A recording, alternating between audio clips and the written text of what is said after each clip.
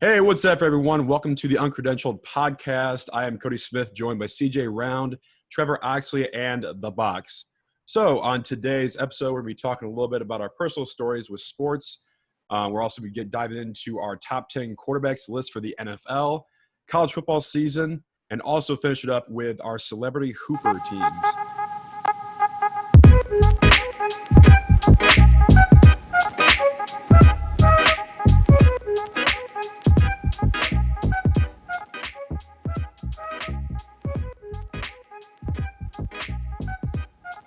Start up, we're going to talk about a little bit of background about each of us, what got us into sports, maybe a cool sports story, and we're going to start it off with CJ. All right, so for me, my introductory to sports, I think for a lot of kids, it's probably started off this way, Space Jam.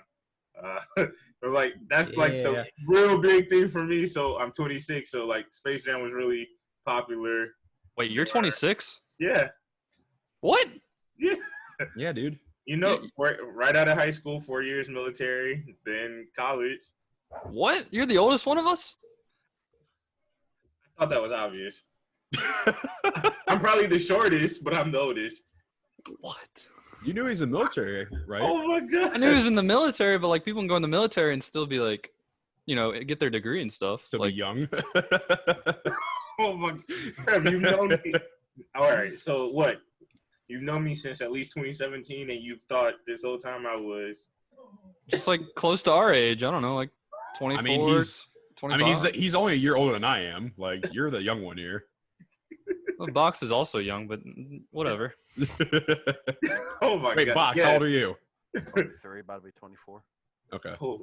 Yeah, I'm 25, so, yeah. Yeah. All right. Anyways, CJ, your story. My bad. My bad for derailing this whole conversation right out of the gate.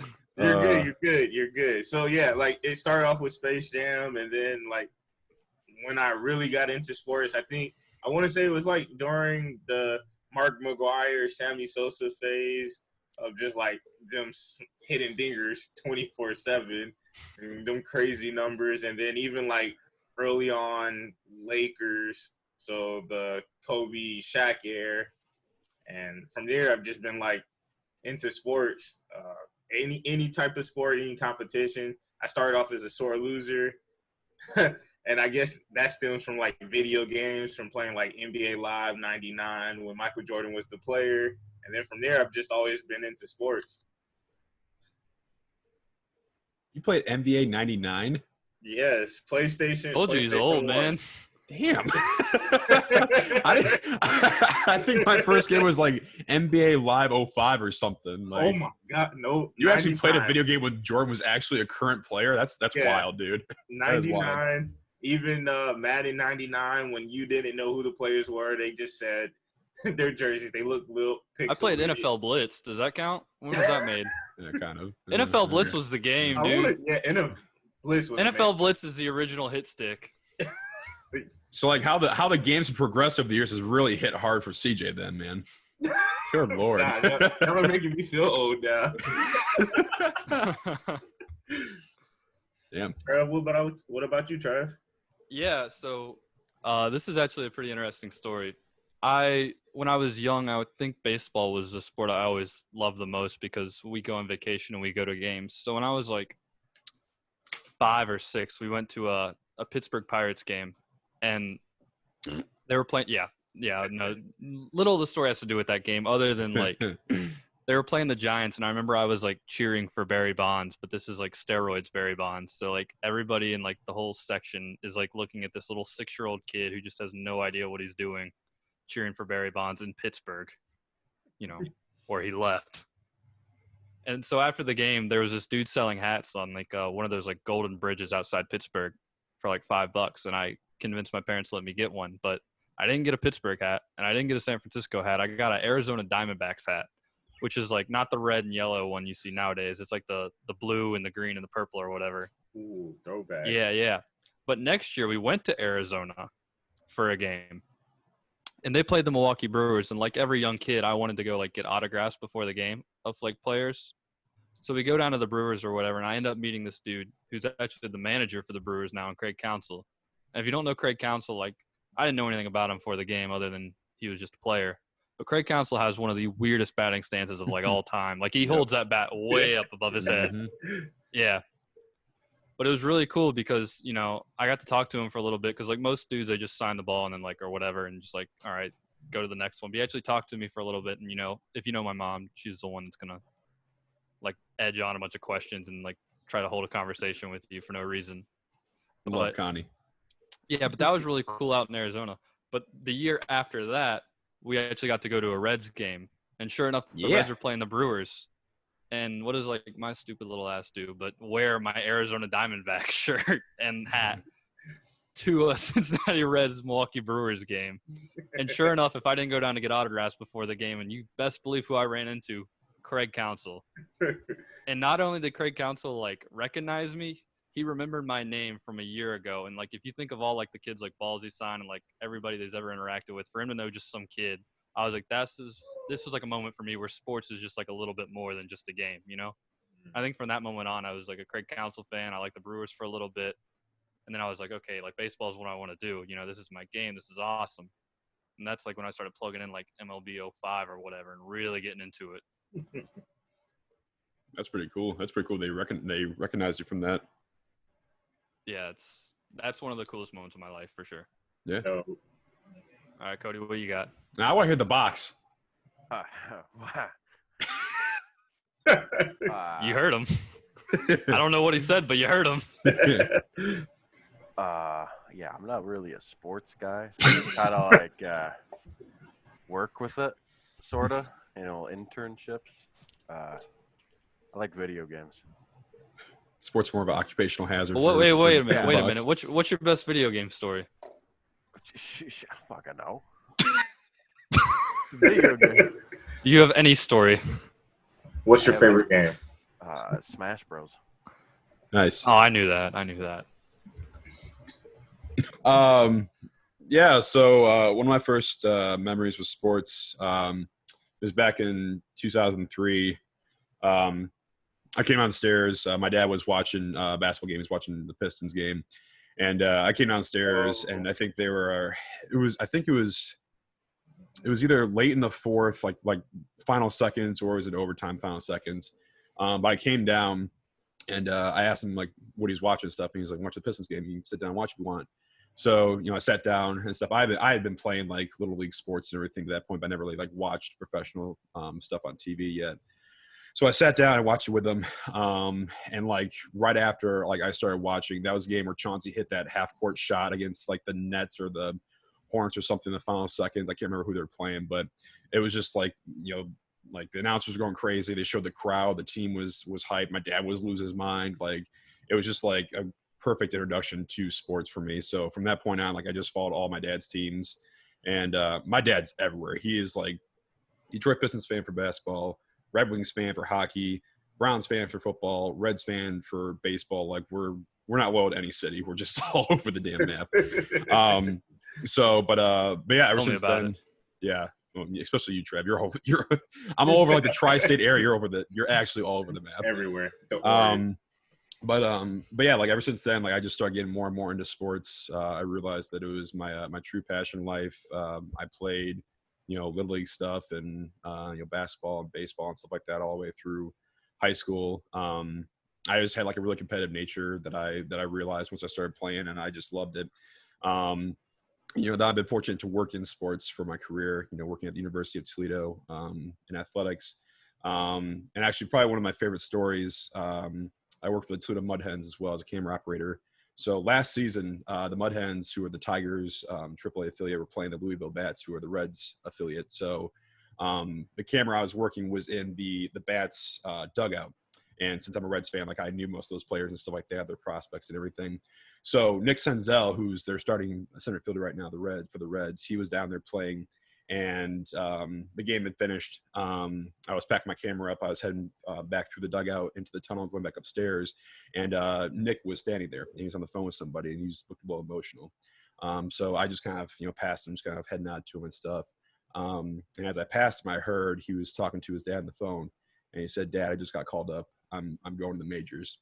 And like he was trying to like hold back tears and stuff, but like it was just a moment where like I assume like a young boy's dream of wanting to finally play in the major leagues. Probably a process he went through a lot with like his parents and his family trying to get him to that point.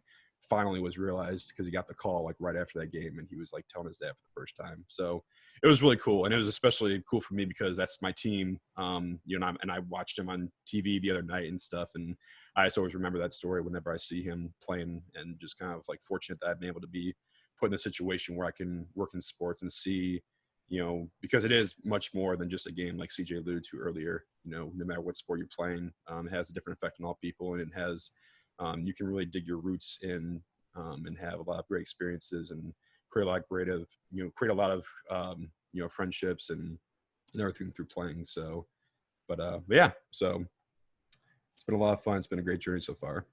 Sound like you wanted to cry a little bit. Dude, it's emotional, man. I tell you, man, it hit me. Like I was trying to hold myself together after I passed him. I was like, oh man, God. I was even thinking of like putting myself in his shoes and how emotional that would be for me even. So, but yeah, man, it was good. I remember the story now. I got a good one. All right, let's hear it, Box. Oh, So when I was working at inspired. UT in the marketing department, yeah, I always manned the Berry Bagels Gatling gun. And one time, you might have been at that game. I probably was. There was a cheerleader getting lifted up, and it was spinning around to one of the T-shirts. And no. if I wasn't on the gun, and someone else is in my shoes, they might have shot her. Like I don't remember that. If she would have gotten, so she didn't actually get hit. No. Okay. I immediately took my finger off the trigger. I was like, "Oh God!"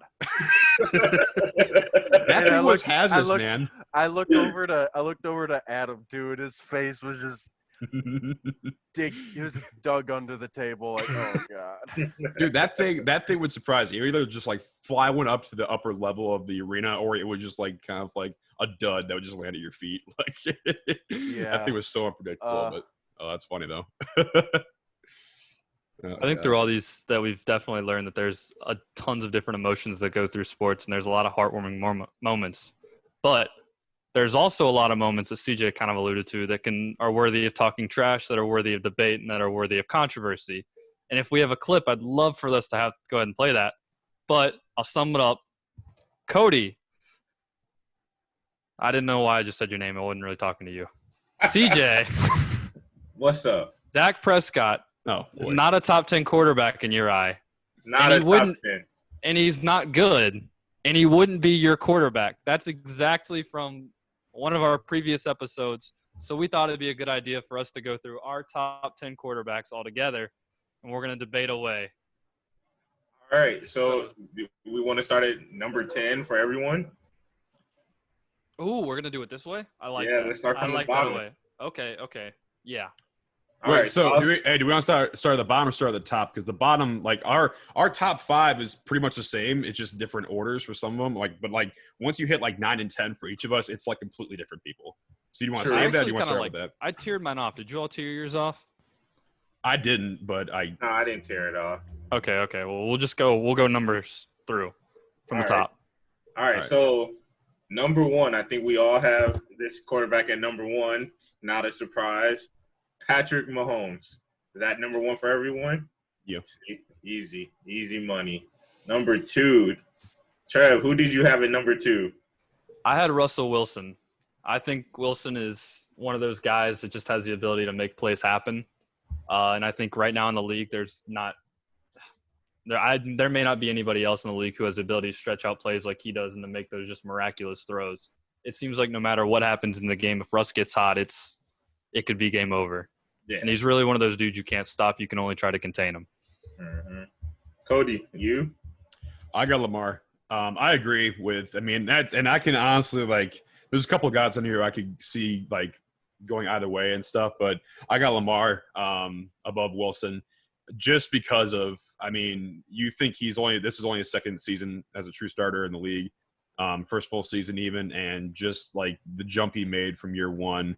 His athletic ability he probably is the most athletic quarterback in the league right now. Wilson can draw plays, but Lamar he does his version of drawing out a play is just taking off and getting a first down with his legs. I mean, that's his version of it. So I just think he's electric. I mean, not just because he was the MVP this past season, but just because he showed his ability as a passer, along with just being an absolute dominant threat on the ground when he needed to be. So I have him at number 2. So I also went with Russell Wilson. Now, don't get me wrong, Cody. I love Lamar Jackson. I'll pick Lamar Jackson before Dak Prescott any day of the week. I think he's only been in the league two years now, 2 years, and this was actually only his first year as a true starter. Really, was, yeah. So, and he was sharing time his first year with Joe Flacco. So I didn't want to put him up there that high yet, but I definitely think just off of last season, if I was just to use that alone, he was a top 10 quarterback. But yeah, Russell Wilson, to me, he can do everything. He can stretch a play out. He can throw on the run. He can run himself if he needs to. So I just think he's like what people really want in a quarterback. And then even just like his leadership on and off the field, I think he's just like the perfect number 2, in my opinion. There was a Russ play where they played the Cardinals. I don't know if it was this last year or 2 years ago, maybe even 3. But the play where he like dodges like 5 or 6 tackles, Tyrann Mathieu misses him, and then like is just running towards the left sideline, like turns around, spins, does another spin, and then just launches like Like I want to say like a 25-yard pass down the sideline right to Tyler Lockett. And, of course, the Cardinals player misses a tackle, and it turns out to be like a huge gain. It's just like the epitome of like Russell Wilson's like career and like his ability to stretch plays. Yeah. Mm-hmm. And it was just – that's why I think about watching the game. It was just one of those frustrating things because it's like there's only a couple players in the league that can do that. Mm-hmm.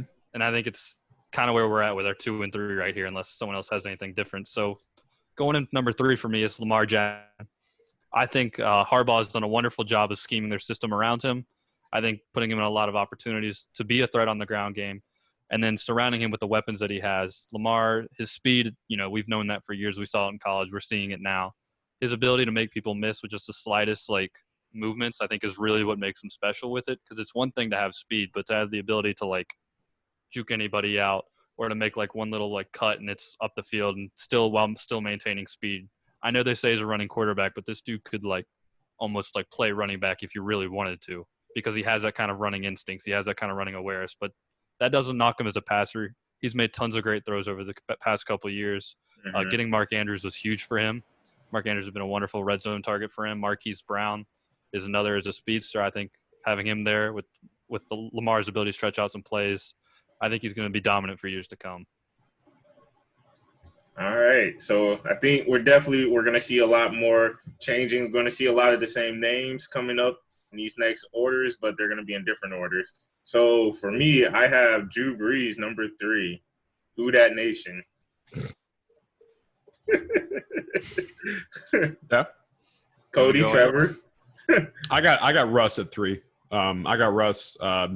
We covered him and stuff. I mean, he's like I said, I can go either way with Lamar, Russ at 2 and 3 there. I think that, I think Lamar could pass Russ in a few years if he continues on the trend that he's going on now, just because I think that he's has a little more to his game when you add in the running game. Russ is a better passer at this point, but I mean, in a few years we'll see where Lamar is at. But yeah, I got Russ at 3. But I can see Drew there. I don't know. I don't know if I could take. Sell Drew. us on Brees. Sell me on Brees at 3 right now. Okay. Sell me on him. When I did this, I didn't base it solely just off of who's going to be able to play 5-10 years down the line. So it was kind of it was a mixture of everything. And I just think staying true to that pure pocket passer, Drew Brees, in my opinion, regardless of his age, is just that great of a passer. I think he makes all the right throws, all the right decisions. And even with him being older, and I think he's only a year younger, maybe 2 years younger than Tom Brady, he's still putting up fantastic numbers. His numbers are still ridiculous. And so, for me, it really, we're starting to have a lot of mobile quarterbacks that are able to use their feet, like a Deshaun Watson, Russell Wilson, Lamar Jackson, and whatnot, even Patrick Mahomes. But I think, Drew Brees, if I needed somebody to make a big throw, I'm counting on Drew Brees. That big-time throw, fourth quarter, third down, he's going to make that throw, pinpoint pass. I mean, I can see it. I think for me, you know, his age. I mean, he's an older guy. He can still make the throws and everything, but he's not able to escape the pocket as well anymore and still be as accurate on the run. He can still do it. But we're also like you kind of alluded to, we're getting to the age where we're used to just seeing, you know, if you don't have that extra mode in your game where you can be able to escape the pocket and extend plays like a Wilson, like a Patty Mahomes, like a Deshaun Watson can, even Carson Wentz, then you're kind of overlooked, I think, in today's game. He's still a really good player, and I respect his skill, and he's still, you know, going to go down as one of the best quarterbacks in history. He's still got an electric arm, can make all those throws and make every play the Saints needed to make. And that offensive system is just, I mean, that's one of the things too. It's he's got so many opportunities to be great with that as well. But I don't know. I can't put him in my top three with guys like Lamar, Russ, and Patty Mahomes in the NFL right now. Yeah, I tiered it off, and I had my top as one tier. This is in that next tier, but like he's just not in that elite level for me. He's very good, still very good. At least not anymore. Not that level anymore. But going forward, we're going to start with the number 4. Cody, who you got? There I have Breeze, actually. He's there for me. You know, like I said, I still respect his game, and I still respect his ability to be a leader as well. And like I said, with the weapons he has there in New Orleans, and as long as he's geared up with Sean Payton, you know, he's got Michael Thomas locked up. You know, Kamara, I think Kamara's going to his fourth season, I think. Something like that, yeah. Yeah, I think his fourth season, you know, they're going to give him his bag after the end of the season, at least it better. Yeah, but just the weapons they have there and the system that he's in, like I think that he's going to have success, and I think that he could be talked about as being a top 5 quarterback in this league until he decides to walk away because of everything they have in New Orleans set up for him there. He's set up to really go a long ways towards the end of his career, I think. Yeah. Yeah, CJ, you're 4. So number 4, I have Deshaun Watson. So like I was saying, I took a lot of things into consideration when I did this order.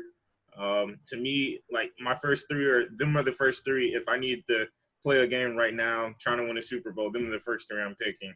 And Deshaun Watson would be that next quarterback. I think he's right there on the verge of being on that Patrick Mahomes level. Like he's right there. I think, unfortunately, he's with the Texans and Bill O'Brien, and I just don't like Bill O'Brien as a quarterback. So I think he's getting held back just a tad bit from where he could truly be if he was able to be let loose. But I think he's the 4th best quarterback in the league right now. Interesting that you don't like Bill O'Brien as a quarterback guy, because that's kind of what he did for a long time in New England, and even when he went to Penn State, he made Hackenberg pretty good. But that's a take. Yeah. In college, he made Hackenberg good. He may not be a good GM, but I think he can work with quarterbacks. Where's Hackenberg now? He's like the fifth quarterback on the Jets roster still. He was in the XFL or the AAF, yeah, one of the 2. XFL. Is he? Yeah, he's done. Yeah. I think he had a I tryout think or Bill something. O'Brien as a head coach, maybe it's just like an offensive coordinator, quarterback coach, sure. But as a head coach, I think he's holding him back. All right, yeah, that's a fair take. I'll let you run with that one. My number 4, I chose Aaron Rodgers. I think bad man. Aaron Rodgers on this list, out of just pure talent, just pure ability to throw the ball, if it wasn't for Patty Mahomes, I think he'd be top of the list in just pure overall talent to play the game. Ooh. This dude, you know, could make all the throws coming out of college. Even though he did sit behind Favre for the longest amount of time, I don't think that helped him. It may have helped him in the long run, yes. I think he could have played right away and still been pretty effective. Aaron Rodgers makes throws, you know. He's wildly effective every year. I think last year he went 26-4 on a team that really was depleted of weapons for him to really go after. Really, he's been depleted of weapons for a long time. Not saying Devontae Adams is bad. Devontae Adams is a fine weapon, but they had the carcass of Jimmy Graham on that roster. Yeah. So as their second best threat, yeah. Marquez Valdez-Scantling, you know, is due trying to make his way. Geronimo is hurt. Equanimeous St. Brown, I don't like at all. But I think he's one of those dudes that he just makes teams better when he's out there. I think he's really smart as a player. And I don't think there's anybody throwing a Hail Mary that's better than him in the world. So he's my number 4. He's starting off that second tier for me, Aaron Rodgers. Yeah. Cody, did you give your number 4? Yeah, mine was Breeze. Oh, Yep. okay. I'll move on to number 5 though. So number 5, that's where I have Deshaun Watson. I think he needs to have, some success, in the postseason, for him to move up on my list over the guys I have in front of him. I know, like, his weapons aren't getting any better. Obviously, they just got rid of Hopkins. Will Fuller is never healthy for him. They are great. Like, they are, I think that's one of the best, probably, QB wide receiver combos going deep in the NFL when Fuller is healthy, because it seems like every time they're on the field together, they hook up for like a 40 or 50-yard play almost every single game, even a couple times per game. But I don't know that it seems like he's got all the tools to be a great quarterback, and I'm not sure if it's just the weapons. He doesn't have the right weapons around him or the right system. But I mean, he reminds me a lot of Russ and his ability to skip the pocket.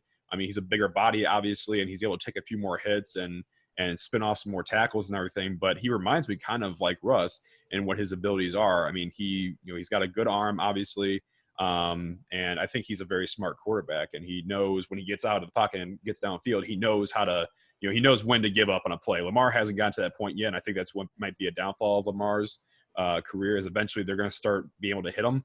But I think, Deshaun's just very smart with being able to how he manages the games that he's in. He's just got to have some more success in the postseason and games where it really counts for me to move him up on my list. But I still think he's a top 5 quarterback. Jeez, man, I'm low on Deshaun compared to y'all. Mm-hmm. Yeah, I noticed that. Yeah, I noticed that. Who do you have, Trevor?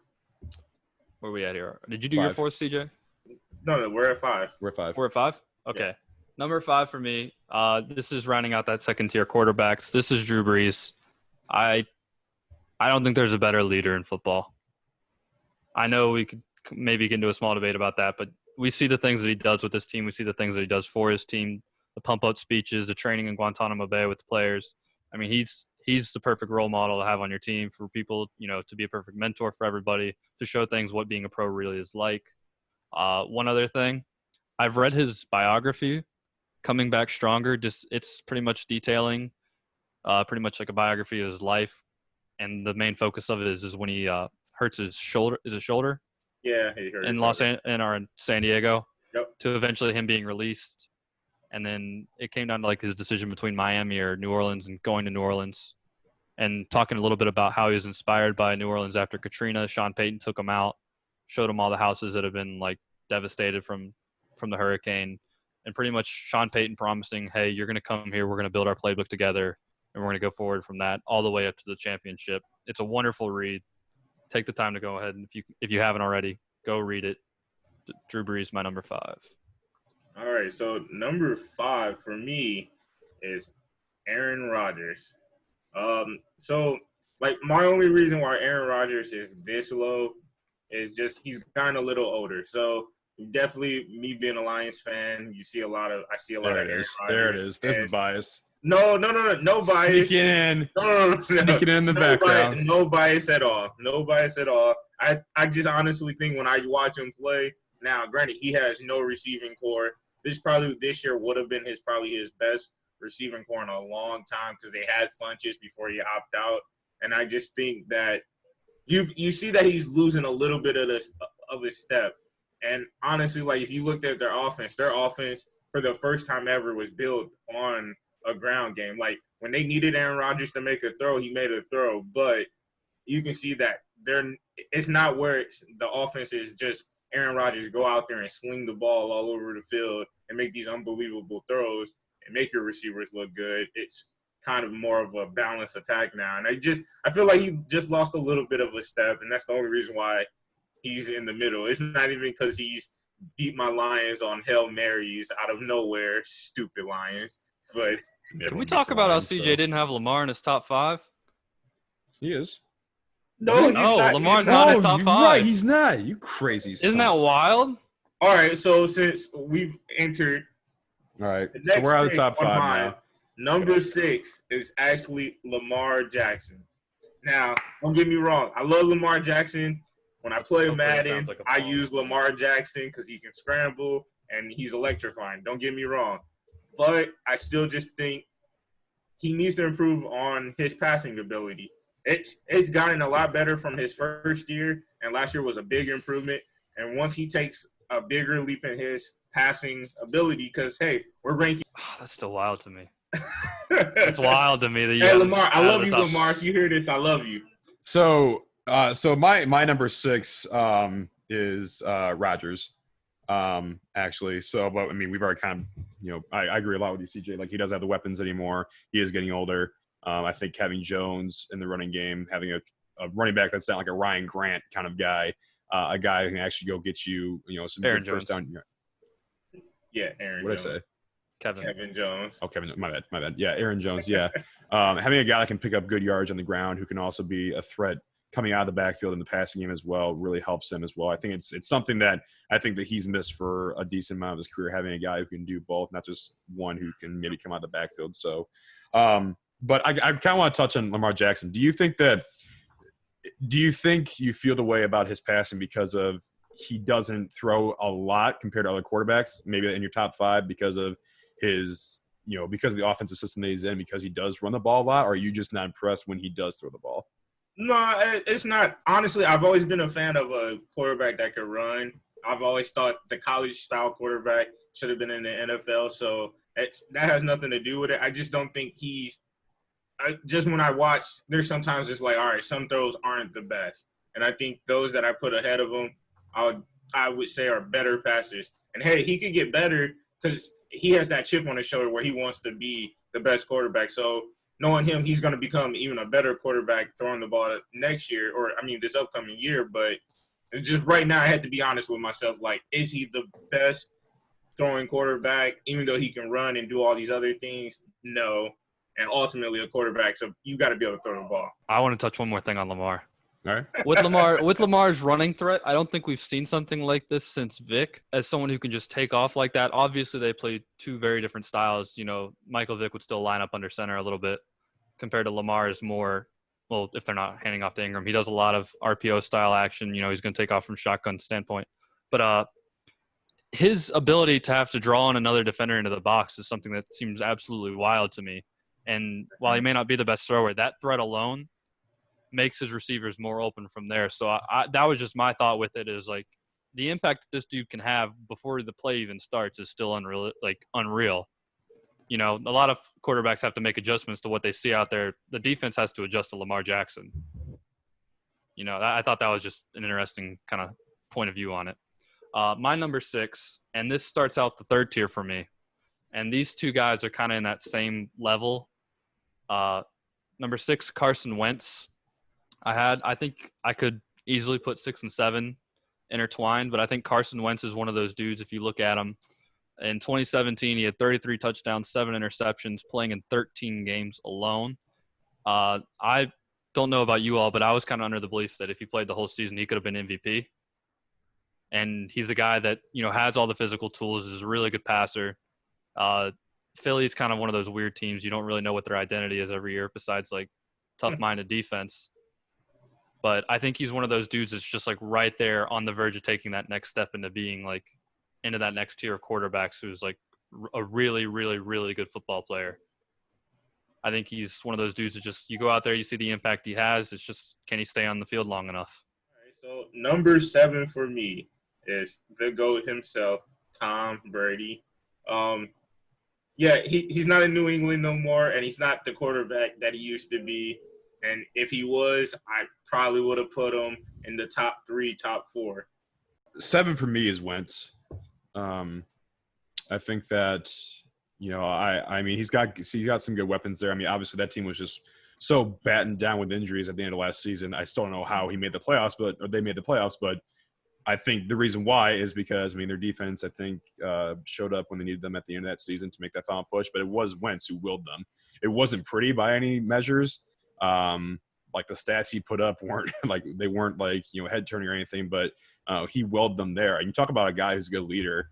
Trevor, you talked about you think Drew Brees is the best leader in the NFL. I think Wentz is right there on his heels. Like he's very involved in the Philadelphia community. He's very well respected by all of his teammates, and he does all the right things pretty much. It sucks that he has had his injuries throughout his career, and he very well may have won the MVP that season. What was it, 2017, 2018, before he got injured, and then Foles had to take over.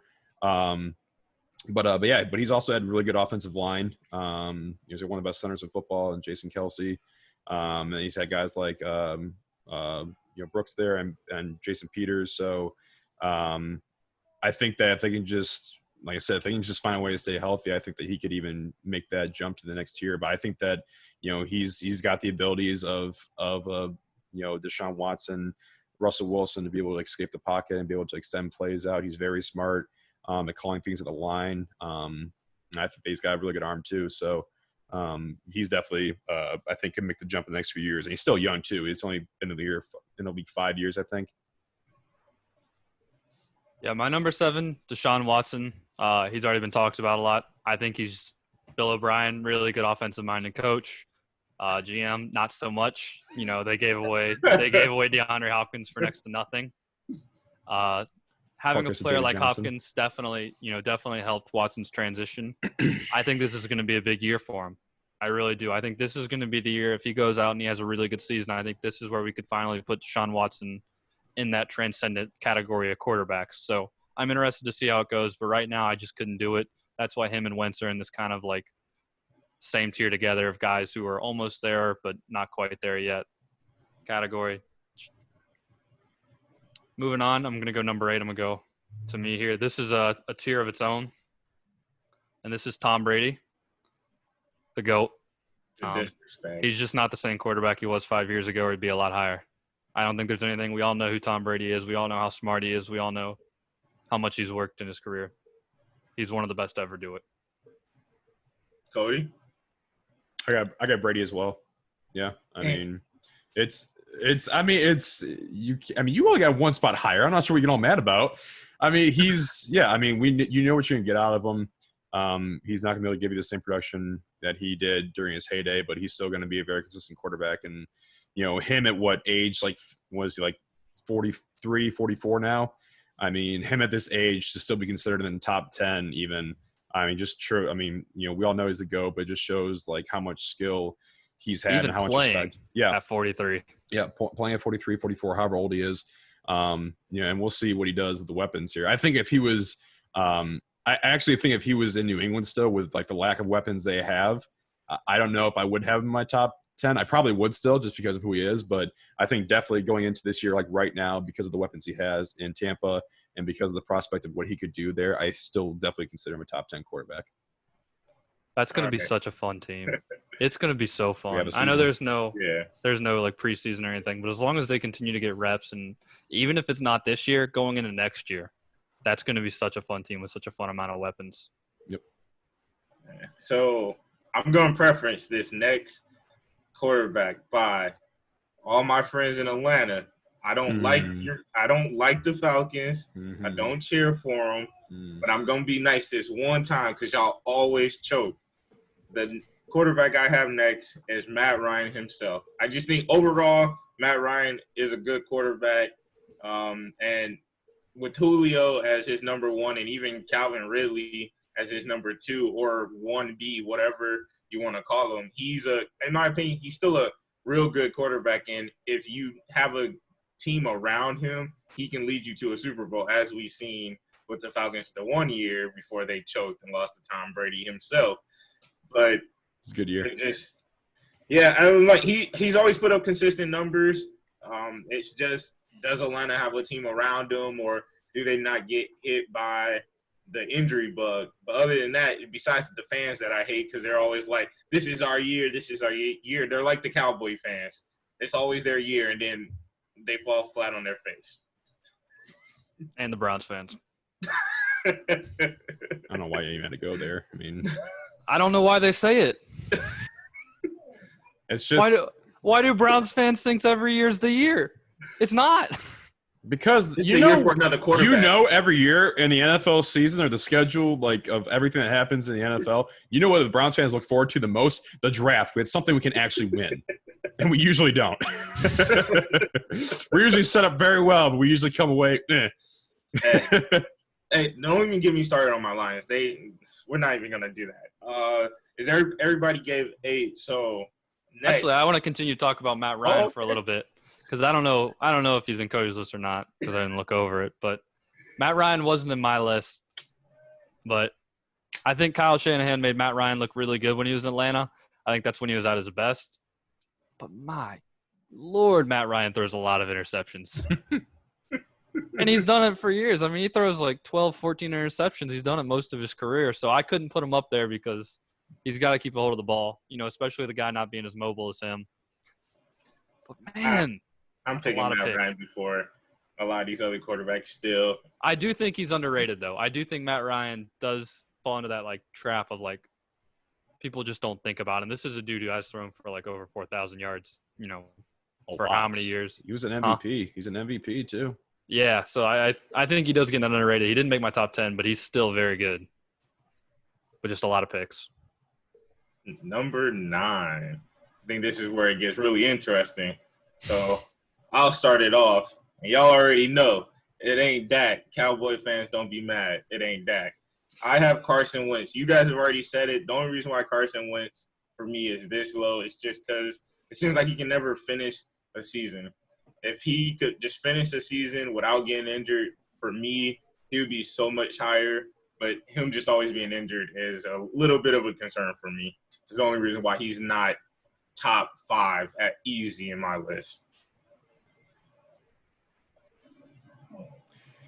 Well, to combat that, my number 9 is Dak Prescott. And the reason why is if you look at Dak Prescott over the years, he has made a big jump in the past year that I think people really don't talk about because it's overshadowed by the whole contract thing. If you look at him in the past year, he threw for 4,900 yards, 30 touchdowns, 11 interceptions. They went 8-8, which is an average record, completing 65% of his passes. And his quarterback rating has always been, around that 100 mark, which is very good for quarterbacks. But I think if you look at him, you can talk about the contract all you want. I think we all know he needs to just take the money that he can get. But I do think he had a really good jump this past year. I think them adding CeeDee Lamb to their wide receiver core, Michael Gallup could take a jump. This team is, they're poised. I think he could be the guy that could kind of push them a little bit further. I love the new coach that they brought in, Mike McCarthy. I kind of thought Jason Garrett was just kind of so-so. He kind of wore out his welcome in Dallas. He was there forever, never really accomplished anything. Mike McCarthy has accomplished something, so I'm actually really excited to see where they go forward from here. Yeah, I feel kind of hypocritical because I have Dak at 9, but I have slandered him a lot in the past because of his inability to win against competitive teams. He puts up crazy good numbers and whoops the crap out of your Redskins, your Lions, sorry CJ, all like the Giants, all these like really low end teams that he faces every year. He plays like a Pro Bowler against those teams, a guy like that could be look at it as a top 5 quarterback. When he plays against some competition, he kind of shies away from it. He doesn't have a great record. I think he's got like maybe winning 40% of his games over the past 2 years against teams that have better than 500 records. I mean, it just seems like he can't win those games. And I honestly don't think it's because of a lack of ability for him or the lack of weapons or the lack of anything that he has to work with on that team. I think it might be the coaching that he's had. I don't think Garrett had the best system for him. I think, I don't understand. I know that you run into some teams that you play and you run into just a complete lockdown corner and it can take away or make it hard for you to get the ball to your number 1 receiver. You get a guy like Amari Cooper, who a lot of people consider to be a top 5 wide receiver, if not top 3 for some people, and you're only targeting him or trying to get the ball to him like we'll talk about it later, CJ. Like 3 times in some of these games, it's ridiculous. I mean, I know sometimes defenses cater really try to take away your top guy, but I mean, Cooper, he's a strong-bodied wide receiver. He can get open. I just think sometimes the game plan might not have been great for Dak, and that might have enabled him or like prohibited him from getting to be put in positions where he could win some of those games. But I still think that his talent-wise, I still think he's a top 10 quarterback. I don't think that he should be complaining about all this money that he's not getting because, like, well, think about it. Mahomes, we talked about the Mahomes contract, the bag that he got. Lamar's going to be a free agent in a few years. He's probably going to get more than Mahomes, unfortunately, because of how things work in the NFL with contracts. But Dak thinks that he's honestly worth the same or more than Mahomes or even in the same ballpark. He's not. He hasn't done anything to prove it. That being said, I still think that he is, talent-wise, still a top 10 quarterback. All right.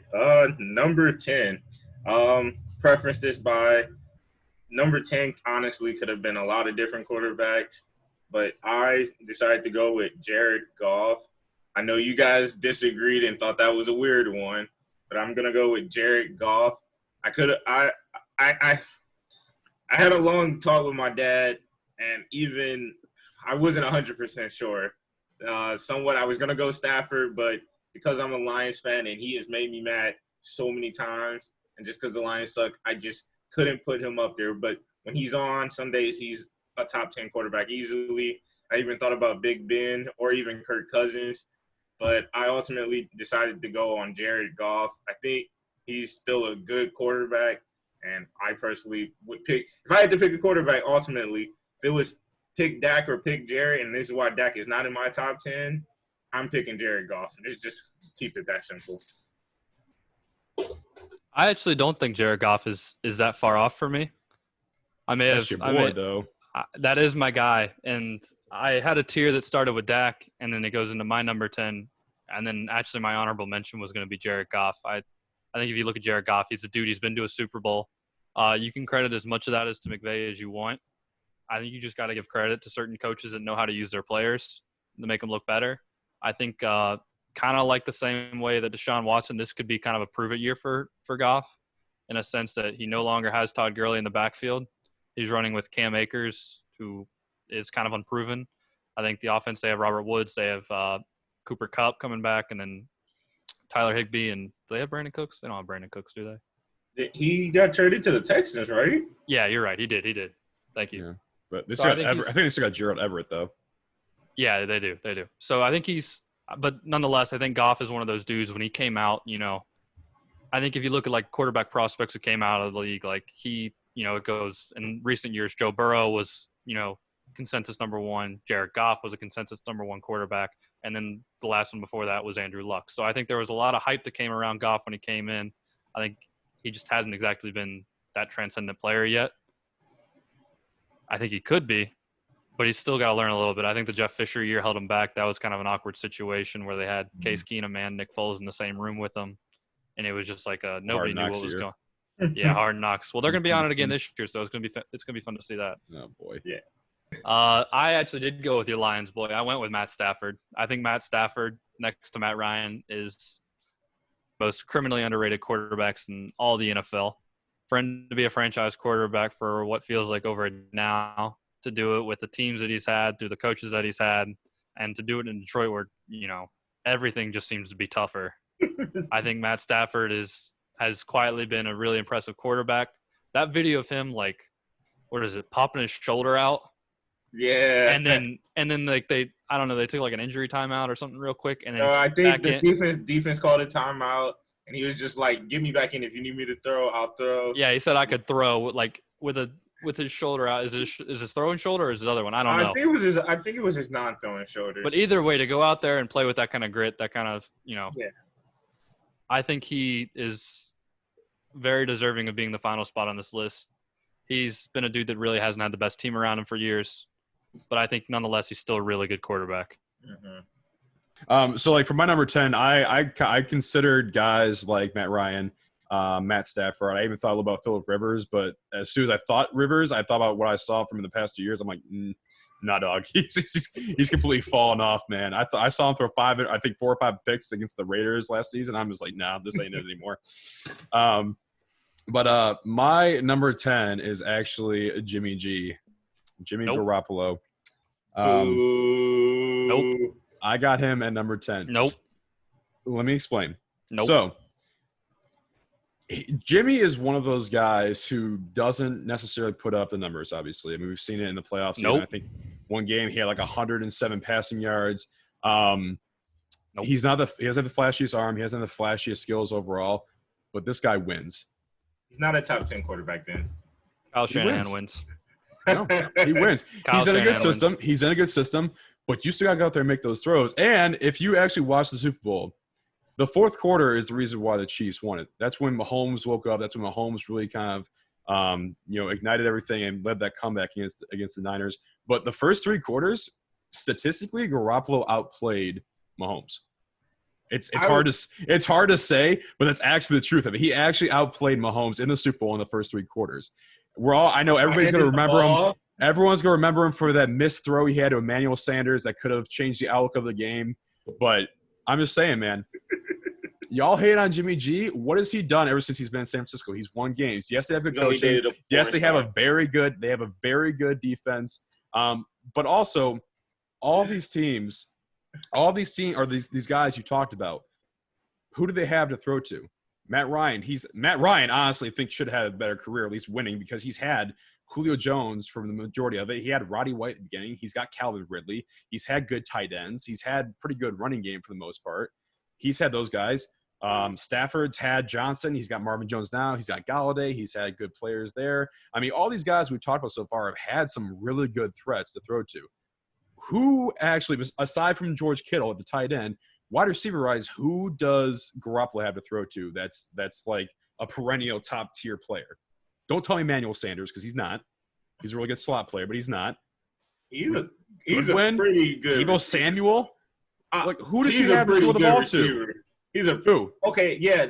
But see, this is my thing. Sanders is good, yes, but he's not like I want to put him in the top 10. Are you kidding me? Some of these guys we talked about have like top 10. A couple of them have like guys like Brady and them have a couple of top 10 wide receivers to throw to. Now, Brady's never had a top in the last. Yes, he has. In the last Brady's 10 had years, some guys to throw to. Yes. In the last 10 years, I think Randy Moss? No, not even Randy Moss, right?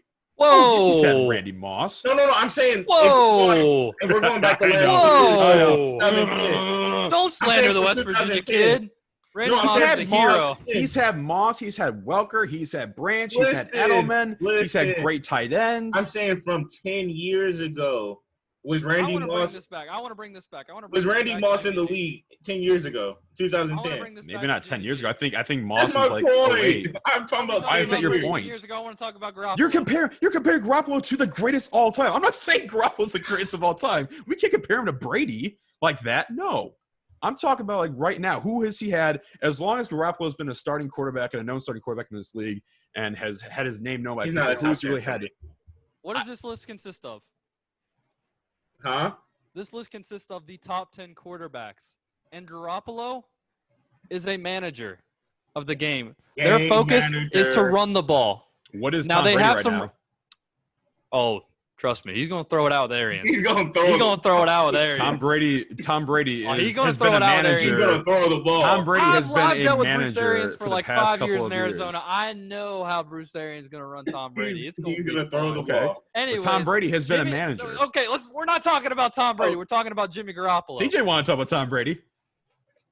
Jimmy Garoppolo is a game manager. They focus on running the ball. They're going to pound on you. They're going to pound the clock. They're going to waste time. All right, and they have really good talented running backs who can run outside, and they have a really good lineman to fit that scheme. But Garoppolo doesn't elevate that team. And when you look at a list of top 10 quarterbacks, he doesn't elevate that team.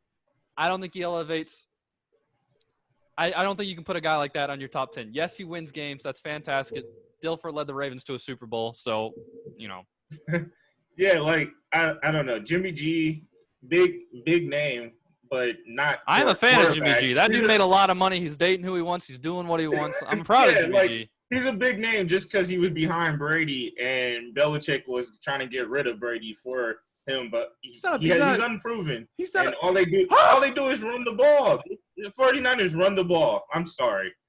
They have 3 running backs, or they did have 3 running backs, and he barely.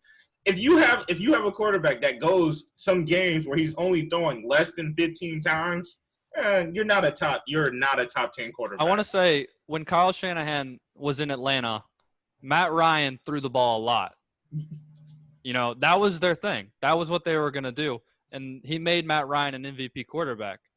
When he went to San Francisco, he switched it all up and focused on the running game. I do think that's a good coaching job. Obviously, it's a good coaching job just based on how, good San Francisco is right now. But you haven't seen Jimmy G throwing the ball just yet. So I'm not saying he couldn't be a top 10 quarterback. I'm saying he's not one now. I still think he's a top 10 quarterback. I think he's got the skill set to be one. I mean, I think he has. I think he has proven it. You're not going to get to the Super Bowl on just a running game. Dilfer. All right? The guy did throw for 4,000 yards this year. Dilfer. 4,000 yards. I don't give a shit about Trent Dilfer. I think that's a completely different era. Somewhere like Dilfer. 16. No. Dilfer. I honestly think Flacco. I at this point, I would pick Dak before I ever pick Jimmy G. Dilfer. Like, that's how bad I think of Jimmy G now. Like, I would pick Dak before him. And let me just preference this by this. What Dak has done by coming out of college and being a fourth-round pick and being the quarterback that he is now, I think nobody saw that coming. So I'm glad that – I love when an underdog can come in, especially like a fourth, fifth-round pick or something even later, can come in the league and become a star.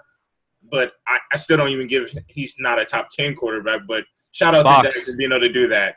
Box. I'll give him that. I think Fox, what do you know about what do you know about Jimmy G? Jimmy G. That's a dude. That's a dude.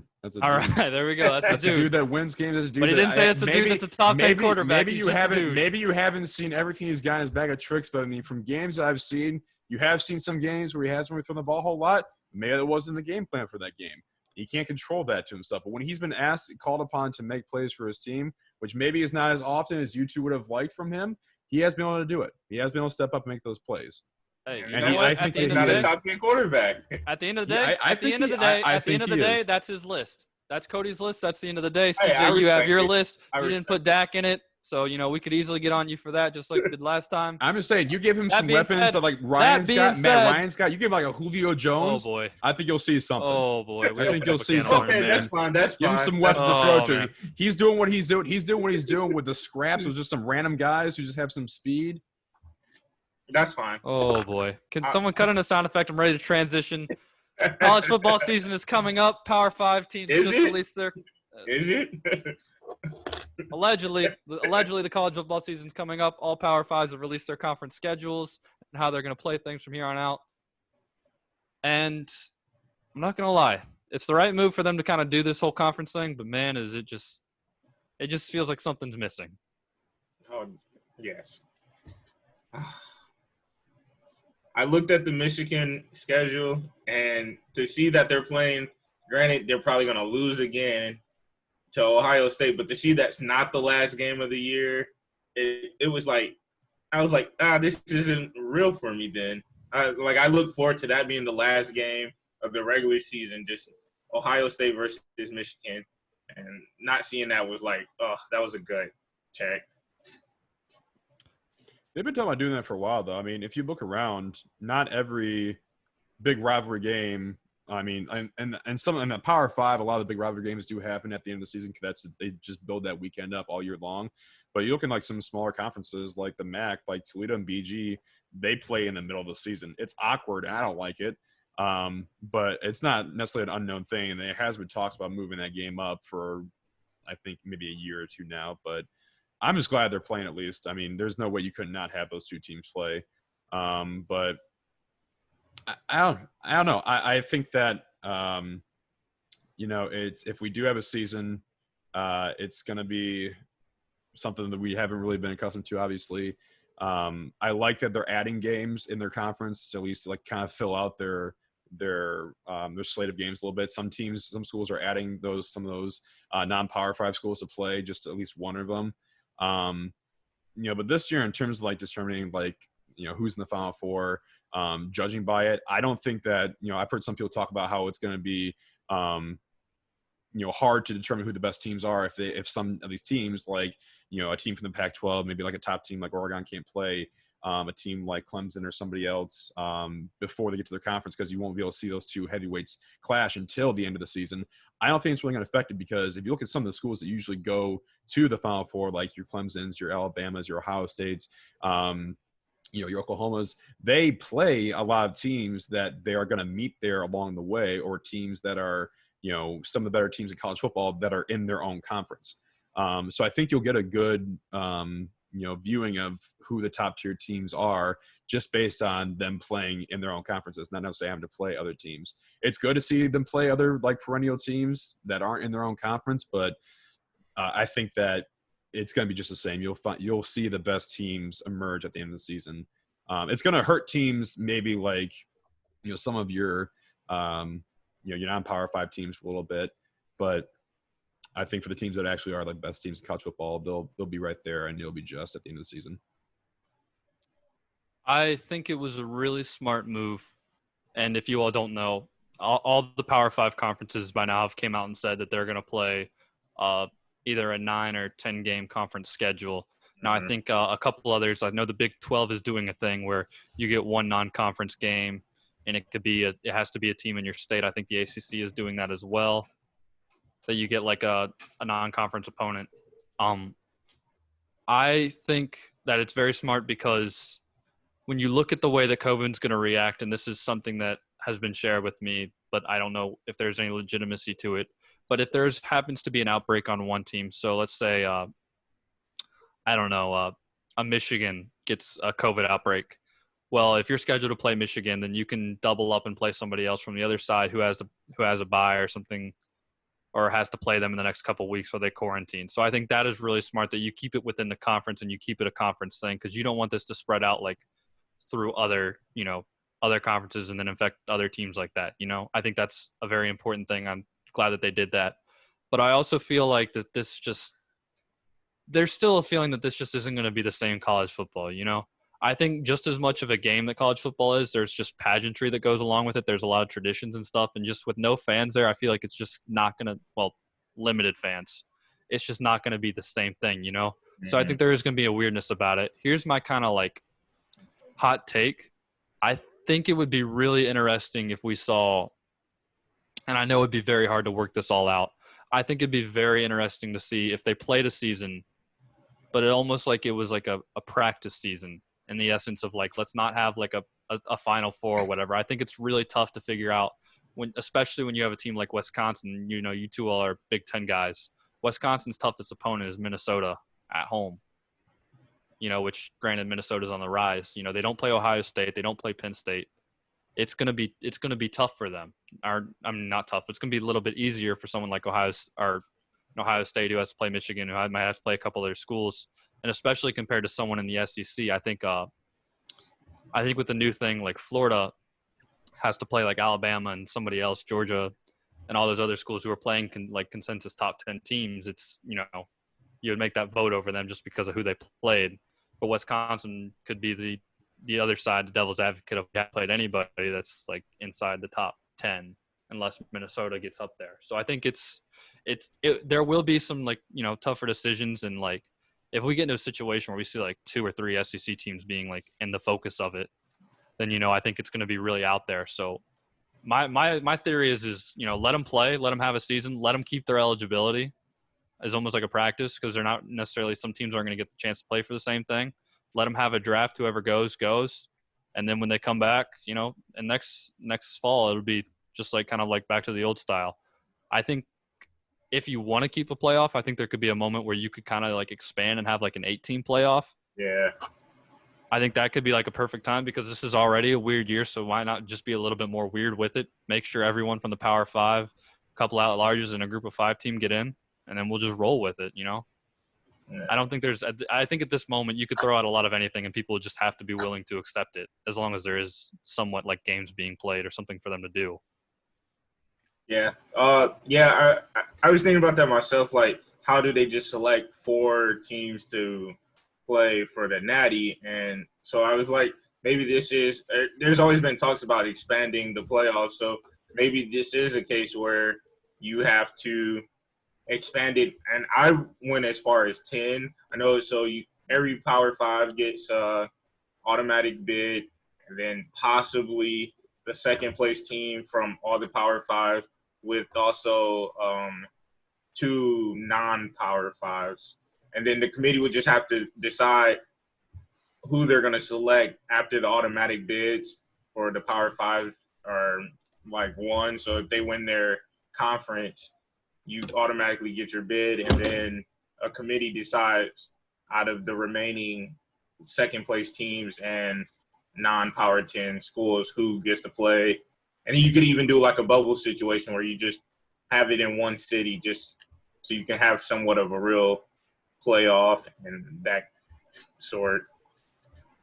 I actually had a friend talk, or I saw like a bunch. It was either an Instagram post or a Twitter post talking about the potential of like a college football bubble that I at least thought was interesting. I think it'd be tough to kind of travel there every week, but the idea of it being like these players are going to be on campus, and as long as campus is controlled, and then you just transport them to there, and as long as everything's fine on that end, Yeah, I don't think they would be able to do it for the regular season. It would have to be like for the actual national championship. For the playoff. Yeah, that was just his idea. They had that in the bubble. They had multiple bubbles across the U.S. for the different conferences. Yeah, I heard something about that on the radio, and I was like, it kind of seemed a little wild, just because it was like, well, what are you going to do about the students in school, kind of thing? Just like, are you going to let them be able to do online, or if you're doing already in person, and a whole bunch of other stuff. But yeah, I think we're in a weird situation, and I think there's only one real like winning answer, and that's just a normal college football season. Mm-hmm. And I think that's just kind of where we're at, but like that's also just kind of unrealistic in the thing that there's going to be restrictions, there's going to be limitations, and there might be situations where the season gets canceled altogether. So I think it's tough no matter what. There's always going to be people be unpleased. It's just going to be interesting to monitor for like the next couple of weeks or so, and just see when teams start practicing together and who's having more outbreaks, and see where they go from there. Because I know UConn just shut down their UConn just shut down. UConn just shut down. Teams are practicing though. Teams have been practicing for a while for football. I'm actually in favor of a 16-team playoff and then not having bowl season for everyone else. If you think about it, universities, especially if they're not going to be able to have fans, they're going to be hurting a lot for revenue this year, especially universities that aren't in some of the Power 5 conferences. So because it's expensive, it's very expensive to travel to bowl games, especially depending on their location. I know like when Toledo went to the Bahamas Bowl a few years ago, they had to buy passports for all of their players. That's not cheap, and that was coming out of their pocket. So, and furthermore, I don't think that some of the places that usually host some of these bowl games are going to be willing to have a bunch of people from different states. Some states might be hot states during this whole thing, have all those players come and then trying to figure out how they're going to quarantine them, how they're going to separate them from the rest. Because, when you go for a bowl trip, I've been on a few of them, it's a whole production. It's like a 5-day experience of you going to help out in the community. You're going to I've gone to like Children's Hospital with Toledo before, and they've kind of like sat around and talked to like kids and learn their background, their stories. I mean, you do a lot of stuff in the community. They have parades for you and everything. The city kind of wraps its arms around you and welcomes you and stuff. So it's a whole big production when you go on these bowl trips. So I think that crossing that off, it's going to be unfortunate for teams that are used to going, but expanding it to a 16-team playoff so that you can get at least a good group of teams that are deserving, and that might cut down on some of those teams that might play some of those softer schedules, like you mentioned, Trev, like Wisconsin, for example. Get those teams in there and have an extended playoff, and then just get rid of bowl season. And then if you can get a little bit of a bubble situation going, kind of like what the NBA is going for that playoff, I think that would be a really good scenario for college football if they were to get through the entire season. Because you don't know the way things are going in baseball. People don't know if baseball is going to shut down their season due to everything that's been going on with teams like the Marlins and the Cardinals. So you might have something like that happen in the middle of the college football season. You might get 3 games deep and say, hey, we can't do this anymore. We have too many people getting contracting the disease. And they might very well shut it down. So I think that'd be a really a good solution to that normal scenario at the end of the season. Yeah, we're going to go through and we are going to draft our celebrity hoop teams that we would want to have represent us. I guess if there was a Final Four bracket between the two of us or 4 of us. If any of you have Drake on the list, I swear. Oh no! That being said, I don't even want him as a hype man. No. Cody's going to go first, then it's going to be Box, then it's going to be myself and CJ, and we're going to go snake style. So, CJ, you'll have the first pick in the second round. Let's go. Guys, I don't know if you saw this, but in the doc, I added colors for our colleges. I thought that was pretty interesting. Just thought I'd throw that out there. I'm not in the doc. Yes, he is. All right. Well, he sees it. Well, Oh, Trevor shows his true colors, huh? Have me in the dark. Going with the rebel blue and red, huh? All right. I didn't think You I were could there do it. For a whole year. I don't think I could do another Ditches color and midnight scheme. blue and gold. What other colors? I already had both of them. I had you and Jeremy, or bleep that. I had both you and Box and blue and gold. Could And use gold and white blue. and black. We use white and black sometimes as our alternative. You use white and black as an white and black. You're good. You're good. No, Trev, you're fine. Everything's fine. I just went with it because I know you all didn't have any other colors to represent, but it's all right. Cody, start us off with your first. I gotta go with Quavo. God darn it. Quavo. I hate you. Tell me a little bit about Quavo as a hooper. He's a dog, man. You see him in the celebrity game every year. Enough said, man. I love Quavo. Football. He's a quarterback, though, isn't he? Multi-sport athlete. Yeah, multi-sport. Probably. All right, Box. Box, your first pick. Let's see. He's crack a cold My one. first one. It's out of left field. Danny DeVito. Danny DeVito. So it's one of those lists. All right. Oh yeah. Danny DeVito. Everyone's eyes in basketball are trained to look up. I had a hinge date, and the girl was obsessed with Danny DeVito. She called him the eighth wonder of the world. So you got at least one vote. That's a keeper right there. My first pick, I'm gonna go with The Big Show. Oh. Big Show. He's The Big Show played college basketball at Wichita State back in the day, so I'm getting a little bit of height to start out. Wow, they didn't know that one. Didn't think of. Oh yeah, I put some real research into this. Yeah, you asked me for an explanation. I'm just like, I see Quavo ball out in the celebrity games, man. Like, all right, so CJ, I'm ready. You got back to back. I got back to back. So with my first pick in the first round, I'm gonna select Chris Brown, C Breezy. If I'm not sure if any of you have ever seen him in a celebrity game or it just happened to come across his highlights. Yeah, he can dunk. But it's not even just his dunk. Like, he plays basketball. I'm not sure if he's actively playing a lot lately. He's not really just a dancer. Like, he can handle the ball. He has highlights of him crossing people up. So since I don't have Quavo, I'm going to go with Chris Brown as my first pick. And your second one? My second pick will be another D1 athlete, and he out on the West Coast. He goes by the rap name The Game. He was going to play at Washington State University, but unfortunately he got caught with some drugs, and then he became a rapper. Hate to see it. That's all I'm going to say on that. Yeah, for my second pick, I'm going to pick Mason Ramsey, the Yodel kid. And there is a video of him at a playground in a game of pickup in his full cowboy outfit, and he crossed some people up in them boots. Let me tell you. So I need a guy with handles like that on my team. If you can imagine the pick and roll with Mason Ramsey in The Big Show. Well, you already gave Danny DeVito a rival. He's right at eye level. Damn. Oh yeah, you messed up. Mason Ramsey basketball. I'm gonna send you all that link. Hopefully we can put that out. Can we get that on? All right, Box.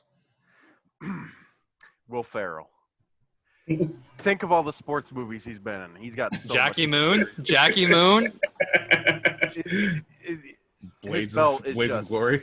His belt is just Blades of Glory. star-studded. Just angelic with his movements.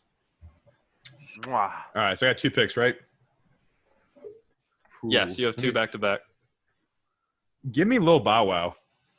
Little Bow Wow. Like Mike, man. If anything, I would have thought you would have picked Romeo because at least he did play D1 at USC. But okay, Bow Wow, I guess. Give me Bow Wow. All right. Next, I'm gonna go with Adam Sandler. Oh, I was thinking about sneaky him. good That pick. bank shot. The bank is open, baby, all day. And he actually balls. That's a good pick. Yep. Oh no, I'm watching this video of Yodel Kid, and he just fell over. I may have messed up, guys. I may have messed up. Oh Lord! All right, I think I got a few on here you guys aren't gonna have, so I'm feeling Box, good. who's your third? Did he get a sec? Did Cody get a second? Yeah, Yeah, I you did got Bow Wow and Sandler. Bow Wow and All right. Sandler. Well, Will Ferrell needs a running man, so John C. Reilly, of course.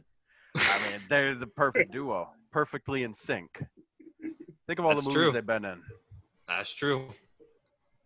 Magic Nope. Man and El Diablo. They'll make their opponents just laugh to death. There we go. My third one, supermodel Elsa Hosk. She is a Victoria's Secret model, and she will definitely be a good distraction on defense. But They won't be as good as Will Ferrell, John. but Sorry. she actually played professionally in Sweden before starting her modeling career. Will shit. Real research over there. Yeah. So I'm typing in. Victoria's Secret model Elsa Oh, Hosk. okay. CJ. All right. So I'm gonna go with Queen Latifah. She led her team in New Jersey to back-to-back state titles, I believe I read. Did I spell Latifah right? Anybody know? I think there's an H in there. Yeah, I'm gonna go with Queen Latifah. We'll change that later.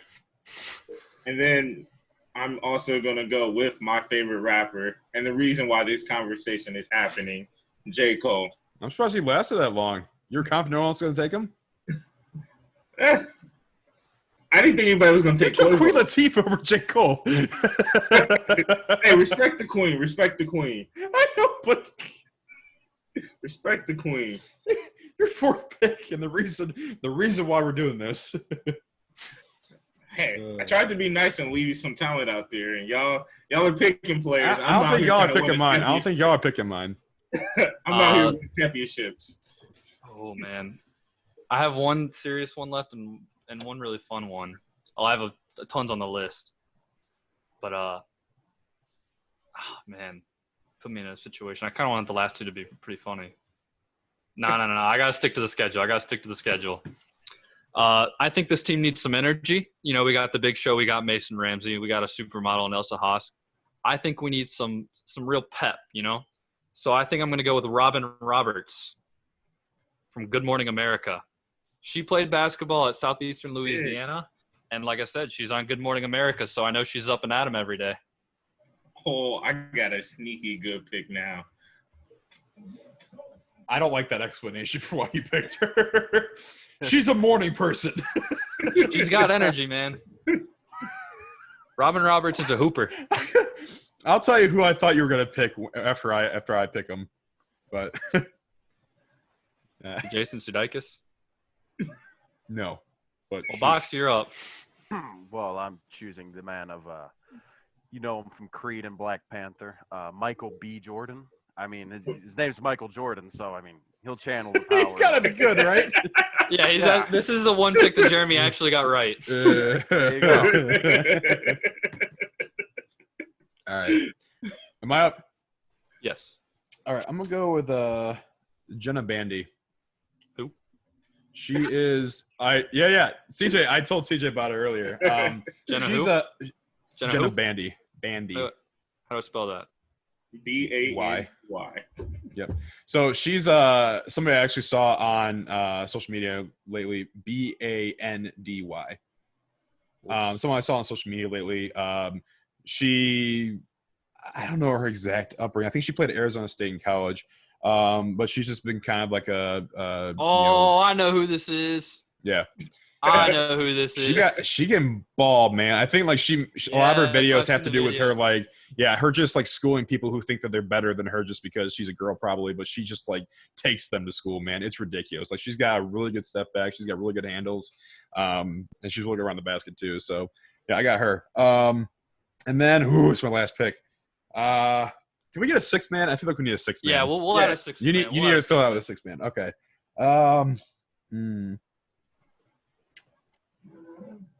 I'm actually. You said it earlier. I'm actually gonna go with Jason Sudeikis. He's on my list. He was on my list too. Yep. Yep. I need my Jason Sudeikis on there. I need my awkward looking white dude. Box, Even though I got 5. Adam Sandler. Box. Oh man, Jonah Hill. He's always wearing jerseys. You know, he's probably know a thing or two. Yeah, There you see him with that Phoenix Suns jersey just tucked really tight into his jeans. Ooh. Ooh. Ooh. To the TikTok. Ooh. Ooh. Ooh. This one, you know, we got to get a little bit of more experience in there. I think we need a leader on this team, you know? So I'm going to go with former President Barack Obama. Damn it. Oh, my God. I thought he would be there still. He's going to be my 6-man. He's rounding out the roster. He's going to be that wing that we need. Why are you adding stuff to it? We know who Barack Obama is. Why you former President Barack Obama? Like, why? You're only doing it for your column too. Like, you're just like giving extra cred to your people. Have you not watched the last? You're not even spelling our people's names right, so you're like adding extra stuff. You're not in there changing anything. You all could go in there, all right? You can add some stuff. You we can just put know little there's some Bow Wow bias in there. from. Hey, You could put. What's the kid's name from in the movie? Calvin Cambridge. You could add that in there. You could put it in there. Cambridge. You could put Adam Sandler, the pickup god. All right, you know you can do what you want. Jason Sudeikis, you know, MVP of the all celebrity game.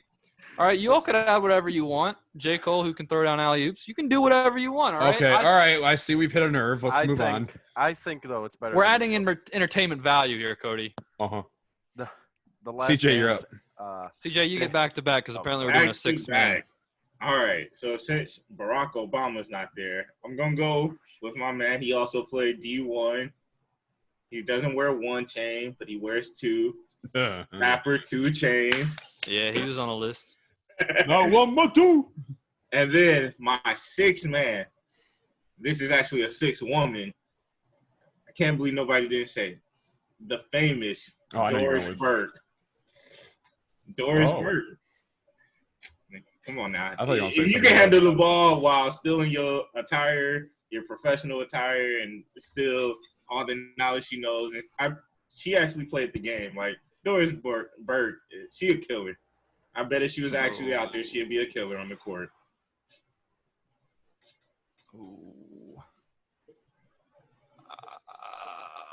What are you doing? I'm trying to think. I'll go with another female. I had a really long list for this. I made an extremely unnecessary list. So, Jeremy, give me a number 1 or Box. Give me a number 1 or 2. Bleep You that. gotta stop doing that. 2. All right, 2. Rachel Demita. Damn it! You're killing me. From 2K, right? Yeah. Yeah. Yep. She's a baller. We know she's a baller. Damn you. What was 1? Sarah Silverman. Stupid Box. My bad. Sarah Silverman plays a lot of ball. She's out there. All right. I just it takes me back to Joe's. Steve Silverman. Whoa. Oh no.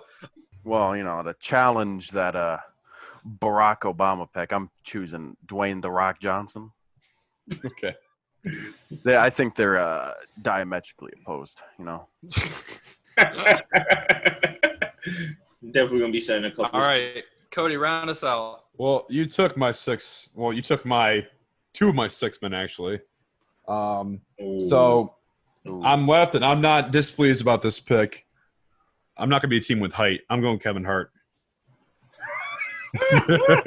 Okay. There's one thing I want to say. Kevin Hart plays really well in the Celebrity All-Star games. Have you seen his high school tape? The one where he threw 8 turnovers? 8 turnovers. And got benched? It's so funny to watch Kevin Hart's just like, he's watching himself play, and he's like laughing and stuff. He's like, "Oh yeah, about to cross him over, about to do this, about to do that." And he goes, "Oh, I turned it over. I turned it over." He's my sixth man / coach. All right, so for this game, if you could have two celebrities mic'd up, only two celebrities mic'd up, who would they be? Oh, I want From our team, yeah, Yeah, on your own team. Yeah, if you can only have two from your team mic'd up. I'm going 2 Chainz and Chris Brown.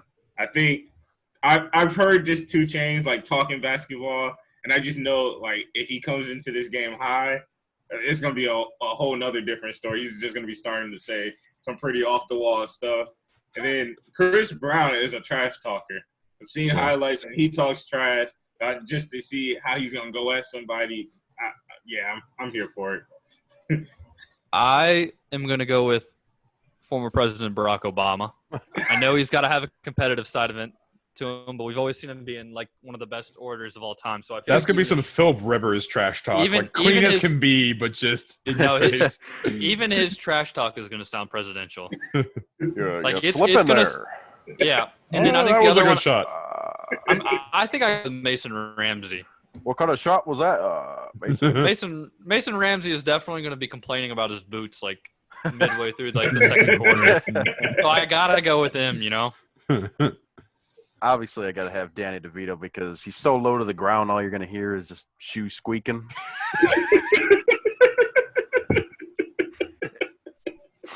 Box, you're awesome. And, and, you know, you could pass around the mic between Will and John. You know, they can just have fun. Oh, God. I obviously have to have Kevin Hart. Kevin Hart, and then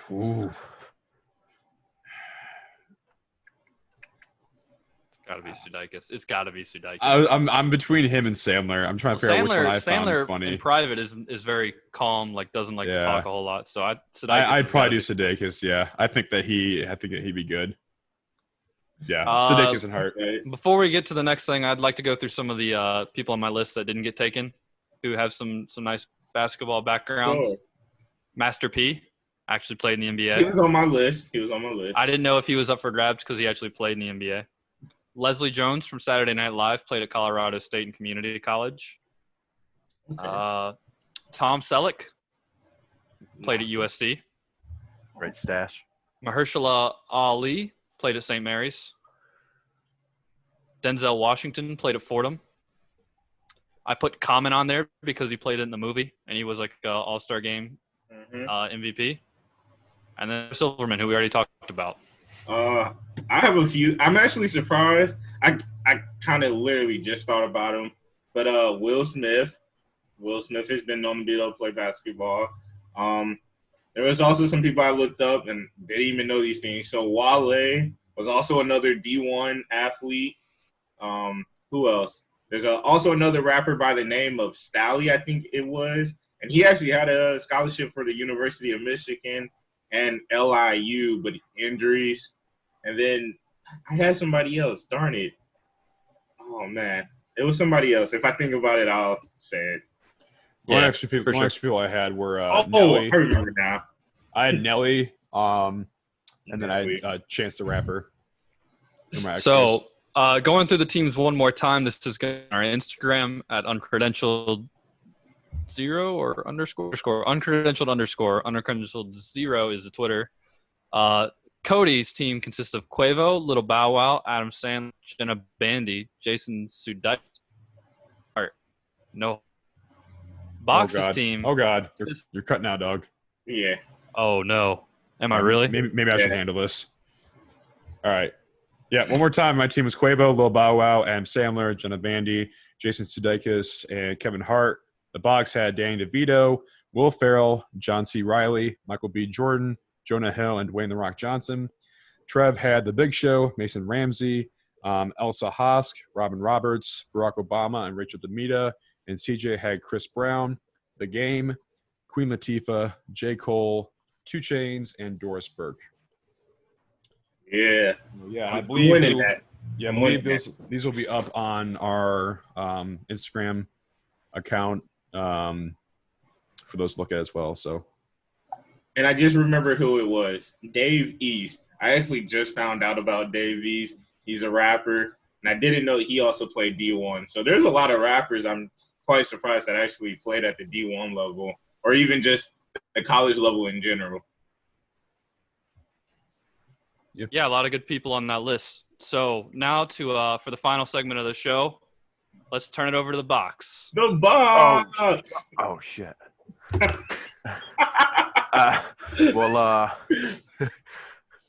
You've had 2 hours to prepare for this moment, sorry, Box. I've got a riddle for you all. Oh yeah, that's right. What can both heat up and cool off a dog? Riddle me this, riddle me that. Nope. Both heat up and cool off a dog. Mm-hmm. What can they don't do at the same time, but they're it's a word or a thing that can do both. Nope. I give up. Wow. Water. Nope. What do dogs do? Is this something that's like common to be Double around? meaning. Well, double meaning, you know. Is this like a toy or something? No. It's everyday thing. Like an everyday thing and an action. Oh, something a dog does. Yeah. Shit. Yeah. Does that cool you off? Yeah, you They lick themselves? you're close. Pee? What? That was close. You said shit. Not you. Oh, I thought you said Trevor was close. I'm sorry. I was about to say, it's the guess of the century. It's not shake? they lick themselves. Shake themselves? No. I don't know how to heat them. Oh, I guess to heat them because less water, but how to cool them down. I tap out. I'm out. I'm too stubborn to leave. Stick their head out the window? Well, I mean, it's not the same thing that can do both. Panting? Two thing. Oh shit. Oh fuck. You're close. Panting is close? Barking. Yeah, you're incredibly close. You got to Barking. say it right. Like sticking their tongue out? I'll just leave it with that. What? What? You're leaving us on a cliffhanger, Box? Well, you're close. Think about panting, you know? Yeah. And change it around a bit, you know? Think about it. Chasing their tail? Wagging their tail. It's a riddle. Come on. Little. Cody's close. Give us a hint. Different tense. Different tense.